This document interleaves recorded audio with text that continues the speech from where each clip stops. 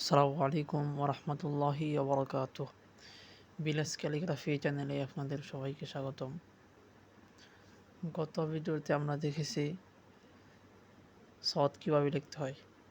আজকে দেখব ত। এর আগে একটা কথা বলে রাখি, এখনও যারা চ্যানেলটি সাবস্ক্রাইব করেননি চ্যানেলটি সাবস্ক্রাইব করে পাশে থাকতে পারেন।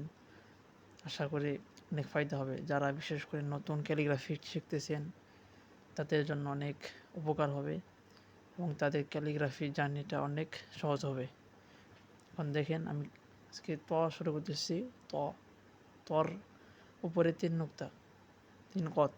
সদ, সদের মতোই তিন কত, তর মধ্যে তিন কত। দেখেন আমি দাগ দিলাম, এই দাগের নিচ থেকে আস্তে আস্তে অ্যাঙ্গেল করে হবে। আর সদ তো ডাইরেক্ট খারাপভাবে উঠেছে না, এটা খারাপ হবে না, এটা অ্যাঙ্গেল করে উঠাবে। দেখেন এটার মাঝখানে আধা কত পরিমাণ ফাঁকা থাকবে এর পেটের মধ্যে।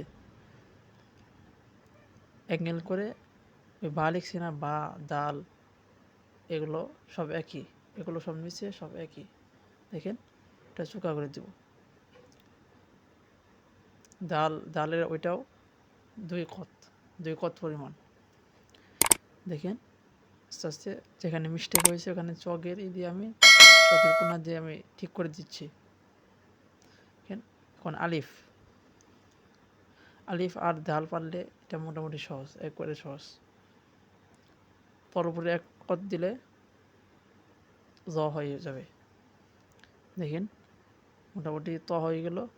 এখন পাশে হাফ নুক্তা, হাফ কত, মাথা আমি একটু ঠিক করে নিচ্ছি।